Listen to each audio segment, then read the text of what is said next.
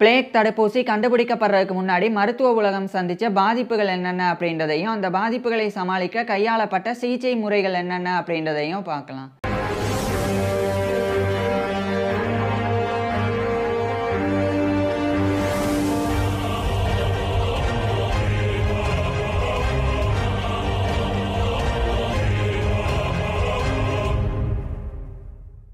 பிளேகுக்கான தடுப்பூசி கண்டுபிடிக்கப்படுறதுக்கு முன்னாடி வரைக்கும் உலகம் முழுவதிலும் வாழ்ந்து வந்த எண்ணிலடங்காத மனிதர்கள் பிளேக்ன்ற இன்ஃபெக்ஷியஸ் டிசீஸ்னால பாதிக்கப்பட்டு இறந்து போனாங்க.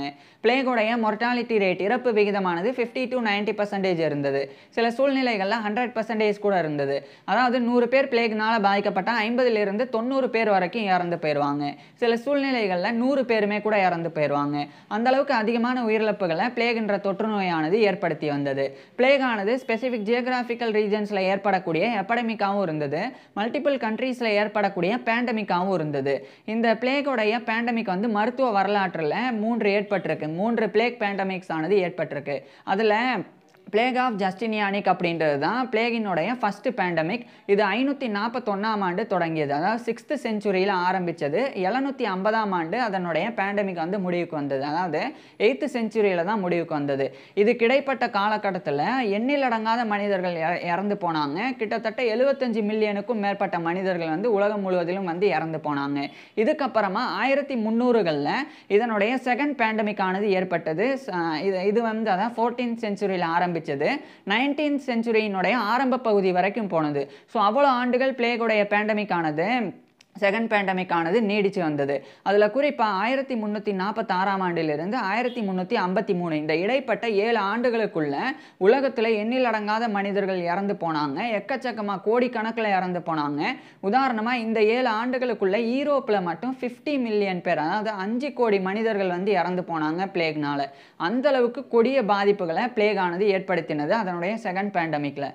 அதுக்கப்புறமா 1855ஆம் ஆண்டு இதனுடைய தேர்டு பேண்டமிக் ஆனது தொடங்கினது. ஸோ பிளேகோடைய தேர்டு பேண்டமிக் 1855ஆம் ஆண்டு 19th செஞ்சுரியோடைய செகண்ட் ஹாஃபில் தொடங்கினது. அது வந்து 20ஆம் நூற்றாண்டு வரைக்கும் 20th செஞ்சுரியினுடைய செகண்ட் ஹாஃப் வரைக்கும் போனது. குறிப்பாக 1960 வரைக்கும். இதுக்கு இடைப்பட்ட காலத்தில் இந்தியா சைனாவில் மட்டும் 12 மில்லியன் பேர் வந்து இறந்து போனாங்க. ஸோ இந்த அளவுக்கு இந்த 3 பேண்டமிக்ஸ் ஆனது பிளேகுடைய 3 பேண்டமிக்ஸ் ஆனது இவ்வளோ உயிரிழப்புகளை ஏற்படுத்தினது. இந்த பிளேக் ஏற்பட்டால் காய்ச்சல், தலைவலி, பலவீனம் இது மாதிரியான சாதாரணமான அறிகுறிகள் தான் ஆரம்பத்தில் தென்படும். ஆனால் போக போக பிளேக்னால ரொம்ப மோசமான பாதிப்புகள் வந்து ஏற்படும். குறிப்பாக பிளேக் ஆனது பூபானிக் பிளேக், நியூமானிக் பிளேக், செப்டசெமிக் பிளேக் அப்படின்னு 3 ஃபார்ம்ஸில் வந்து இருக்குது. இதில் இந்த பூபானிக் பிளேக் தான் வந்து விலங்குகள்லேருந்து மனிதர்களுக்கு பரவக்கூடியது. குறிப்பாக எலி, அணில் மாதிரியான கொறித்துண்ணிகள்லேருந்து மனிதர்களுக்கு பரவும். எப்படின்னா இப்போ ஒரு எலி வந்து இருக்குது, அதே மனுஷங்க இருக்கிறாங்கன்னா ஃப்ளீ அப்படின்னு ஒரு இன்செக்ட் இருக்குது. அது வந்து எலிகளையும் கடிக்கும், மனிதர்களையும் கடிக்கும். ஸோ அப்படி இருக்கும்போது இப்போ ஒரு எலி வந்து பிளேக்னால் பாதிக்கப்பட்டிருந்தா அப்போ அந்த எலியை அந்த ஃப்ளீ அப்படின்ற இன்செக்ட் அந்த பூச்சி போய் கடிக்குதுன்னா அந்த பூச்சியானது எலியினுடைய உடல்ல இருந்து அந்த பிளேகினுடைய பாக்டீரியா வந்து கேரி பண்ணும். கேரி பண்ண பிறகு அதே அந்த ஃப்ளீ அப்படின்ற இன்செக்ட் வந்து ஒரு மனிதனை போய் கடிக்கும்போது அப்போ அந்த பாக்டீரியா அந்த மனிதனுக்குள்ளே நுழைஞ்சு பிளேக் அப்படின்ற தொற்று பாதிப்பு ஏற்பட்டுரும். ஸோ இப்படி வந்து எலி மாதிரியான கொறித்துண்ணிகள் மூலமாக மனிதர்களுக்கு வந்து இந்த பிளேக் ஆனது ஏற்படும். ஸோ இப்படி அதுக்கப்புறம் வந்து இந்த பூபானிக் பிளேக்னால இது மட்டும் இல்லாமல் இன்னும் சில பாதிப்புகள் ஏற்படும். குறிப்பாக லிம்ஃப் நோட்ஸில் வீக்கங்கள் ஏற்படும். அதனால கழுத்து, அக்கிள், இடுப்பு, வயிறு போன்ற பகுதிகளில் வீக்கம் ஏற்பட்டு பயங்கரமான வலியும் ஏற்படும். அதுக்கப்புறம் உயிரிழப்பும் கூட ஏற்படும். அதே மாதிரி ரெண்டாவதான் நியூமானிக் பிளேக். இந்த நியூமானிக் பிளேக் அப்படின்றது லங் இன்ஃபெக்ஷனை ஏற்படுத்தி நுரையீரல் பாதிப்பை ஏற்படுத்தும். அதன் மூலமாக நிமோனியா போன்ற ரொம்ப கொடிய பாதிப்புகள் வந்து ஏற்பட்டு மனிதர்கள் இறந்து போயிடுவாங்க. இந்த நியூமானிக் பிளேக் வந்து ஏற்பட்டால் செஸ்ட் பெயின், நெஞ்சு வலி, அதுக்கப்புறம் மூச்சு திணறல், அதுக்கப்புறம் ரெஸ்பிரேட்டரி ஃபெயிலியர் ஏற்பட்டு உயிரிழப்பு ஏற்படுறது, இது மாதிரி நடக்கும். இந்த நியூமானிக் பிளேக் தான் வந்து மனிதர்கள்லேருந்து மனிதர்களுக்கு பரவும். எப்படின்னா தும்பும் போதும் இருமும் போதும் ரெஸ்பிரேட்டரி டிராப்லெட்ஸ் மூலமாக பிளேகை ஏற்படுத்தக்கூடிய பாக்டீரியா காற்றுல பரவி அது மற்றவங்களையும் பாதிக்கும். ஸோ இப்படி இந்த நியூமானிக் பிளேக் வந்து பாதிக்கும். இந்த நியூமானிக் பிளேக் தான் ஏற்பட்டால் 100% பேரும் இறந்து போயிடுவாங்க. அந்த அளவுக்கு அதிகமான உயிரிழப்புகளை நியூமானிக் பிளேக் ஏற்படுத்தினது. அதுக்கப்புறம் செப்டசெமிக் பிளேக், இது வந்து நேராக பிளட் ஸ்ட்ரீமை தான் பாதிக்கும். பிளட் ஸ்ட்ரீமை பாதித்து மனிதர்களுக்கு ரொம்ப கொடிய பாதிப்பை ஏற்படுத்தி மனிதர்களினுடைய ஸ்கின் எல்லாமே வந்து அப்படியே பிளாக் ஆக ஆரம்பித்து அவங்க வந்து இறந்து போயிடுவாங்க. அதுதான் நான் ஏற்கனவே சொன்னேன், அந்த செகண்ட் பேண்டமிக் வந்து பிளாக் டெத் அப்படின்னு அழைக்கப்பட்டது. அது ஏன்னா இந்த ஒரு செப்டசெமிக் பிளேக் தான் அப்போ ஏற்பட்டது. அதனால அந்த தோள்கள் எல்லாமே வந்து கருப்பாக மாற ஆரம்பிக்கும். உடல்ல இருக்கக்கூடிய செல்கள் வந்து அழிய ஆரம்பிச்சு மனிதர்கள் இறந்து போவாங்க. ஸோ இப்படி 3 ஃபார்ம்ஸில் இந்த பிளேக் ஆனது இருக்குது. இப்படியான பாதிப்புகளை இது வந்து ஏற்படுத்தினது. ஸோ இப்பேற்பட்ட இந்த அளவுக்கு உயிரிழப்புகளை ஏற்படுத்தின இந்த பிளேகை சமாளிக்க முடியாமல் அந்த காலகட்டத்தில் மருத்துவ உலகம் திணறி வந்தது. இருப்பினும் சில சிகிச்சை முறைகளை இந்த பிளேகை வந்து போக்கணும் அப்படின்னு சொல்லி மருத்துவ உலகம் வந்து பின்பற்றி வந்தது. அது என்னென்ன அப்படின்றத ஒவ்வொன்றா பார்க்கலாம். ஃபஸ்ட்டு வந்து ஐசோலேஷன் அண்டு குவாரண்டைன் தான். அதாவது இப்போ பிளேக் வந்து ஏற்படுது அப்படின்னா ஒரு நபரை அவரை வந்து அப்படியே தனிமைப்படுத்துவாங்க. இதே குறிப்பிட்ட பகுதியில் அப்படியே வந்து நிறைய பேருக்கு பிளேக் ஏற்பட்டிருக்குன்னா அந்த பகுதியை அப்படியே குவாரண்டைன் பண்ணி அங்கே யாரும் போக மாட்டாங்க, அங்கேருந்து யாரும் வரவிடாமல் பண்ணிடுவாங்க. ஸோ இது மாதிரி பண்ணாங்க. அதுக்கப்புறமா வந்து அந்த காலகட்டத்திலலாம் மயாஸ்மா தியரி தான் ஏற்றுக்கொள்ளப்பட்டது. அதாவது மோசமான காற்று தான் நோய்களை ஏற்படுத்துது அப்படின்ற தியரி நம்பப்பட்டதே ஒழிய கிருமிகள் தான் நோய்களை ஏற்படுத்துது அப்படின்ற ஜெர்ம் தியரி ஆஃப் டிசீஸ், கிருமி கோட்பாடு, இது வந்து ஏற்றுக்கொள்ளப்படலை. ஸோ அதனால மோசமான காற்று இருக்குது, அந்த மோசமான காற்றை மட்டும் மாற்றிடணும் அப்படின்னு சொல்லி சல்ஃபர் மாதிரியான சப்ஸ்டன்ஸை பயன்படுத்தி காற்றை வந்து சுத்தப்படுத்த பார்த்தாங்க. அதுக்கப்புறமா இந்த லாவெண்டர், ரோஸ் வாட்டர் இதெல்லாம் பயன்படுத்தி கெட்ட காற்றை வந்து, அதாவது துர்நாற்றம் வீசக்கூடிய காற்றை நறுமணமிக்க காற்றை வந்து மாற்றணும் அப்படின்னு முயற்சி செஞ்சாங்க. ஸோ இது மாதிரியான விஷயங்கள் எல்லாம் பின்பற்றினாங்க.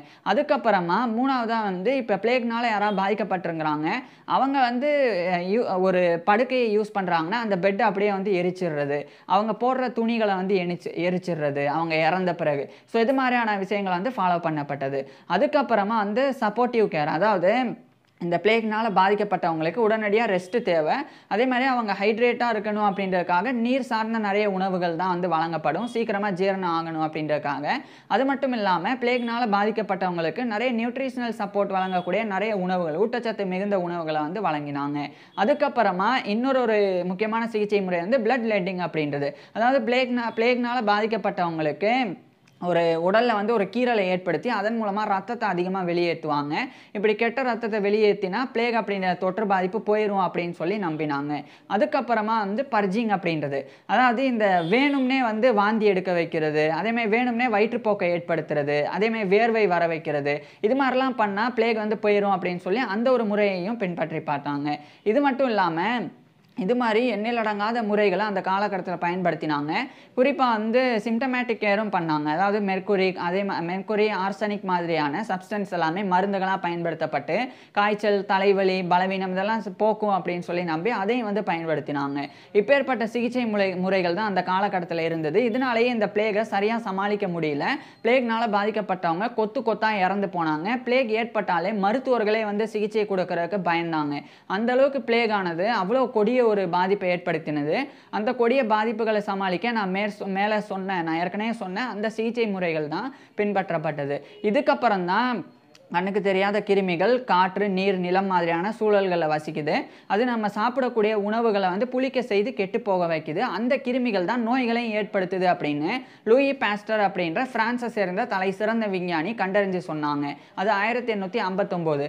அதுக்கப்புறம் தான் 1894ஆம் ஆண்டு ஸ்விஸ் பிரெஞ்சு பாக்டீரியாலஜிஸ்டான அலெக்சாண்டர் எர்சின் அப்படின்ற நபர் வந்து இந்த பிளேகை ஏற்படுத்தக்கூடியது எர்சீனியா பெஸ்டிஸ் அப்படின்ற ஒரு பாக்டீரியா அப்படின்றத அவர் வந்து கண்டறிஞ்சு சொன்னாங்க. அந்த பிளேகை ஏற்படுத்தக்கூடிய பாக்டீரியாவை அலெக்சாண்டர் எர்சின் கண்டுபிடிச்சனால அந்த எர்சின் அவருடைய பேர்லேயே எர்சீனியா பெஸ்டிஸ் அப்படின்னு அதுக்கு பெயரிடப்பட்டது. அதுக்கப்புறம் 1897ஆம் ஆண்டு வால்டமார் ஹாஃப்கின் அப்படின்ற ரஷ்யன் பிரெஞ்சு பாக்டீரியாலஜிஸ்ட் அவர் வந்து பிளேகுக்கான வேக்சின், அந்த தடுப்பூசி கண்டுபிடிச்சாங்க. அதுக்கப்புறம் வந்து பல ஆண்டுகளுக்கு பிறகு அலெக்சாண்டர் ஃப்ளெமிங்னால் 1930 காலகட்டத்திலலாம் பெனிசிலின் மாதிரியான ஆன்டிபயோட்டிக்ஸ் கண்டுபிடிக்கப்பட்டது. அதுக்கப்புறம் இன்றைய காலகட்டத்தில் பிளேக் வேக்சினும் இருக்குது, ஆன்டிபயோட்டிக்ஸும் இருக்குது. இதெல்லாம் வந்து பிளேகை வந்து தடுக்கிறதுக்கு, குறிப்பாக வந்து பிளேக் ஏற்படாமல் தடுக்கிறதுக்கு பிளேக் வேக்சின் பயன்படுத்தப்படுது. ஒருவேளை பிளேக் ஏற்பட்டுருச்சுன்னா அதை வந்து சமாளிக்கிறதுக்கு ஆன்டிபயோட்டிக்ஸ் வந்து பயன்படுத்தப்பட்டு வருது. ஸோ இப்படி நான் ஏற்கனவே சொன்ன மாதிரி பிளேக் அப்படின்ற நோயினால் இவ்வளோ பாதிப்புகள் ஏற்பட்டு அதிலிருந்து உலகம் மீண்டு வர்றதுக்கு இவ்வளோ சிரமப்பட்டிருக்கு. ஸோ இப்பேற்பட்ட இந்த பிளேக் வேக்சின் இது மட்டும் கண்டுபிடிக்கப்படலை அப்படின்னா இன்னைக்கு கோடிக்கணக்கான மக்கள் வந்து ஒவ்வொரு ஆண்டும் பிளேக்னால பாதிக்கப்பட்டிருப்பாங்க. ஏன் அவ்வளோ கன்ஃபார்மாக சொல்கிறேன்னா பிளேக் வேக்சின் இருக்குது, பிளேகை போக்குறதுக்கு உண்டான ஆன்டிபயோட்டிக்ஸ் இருக்குது. இருப்பினும் கூட இன்றைய காலகட்டத்தில் கூட ஒவ்வொரு ஆண்டும் யுனைடெட் ஸ்டேட்ஸ் உட்பட பல நாடுகளில் 500க்கும் மேற்பட்ட குறிப்பாக கிட்டத்தட்ட 600 பேர் ஒவ்வொரு ஆண்டும் வந்து பிளேக்னால இன்றைய காலகட்டத்தில் 21st செஞ்சுரியில் கூட பாதிக்கப்படுறாங்க.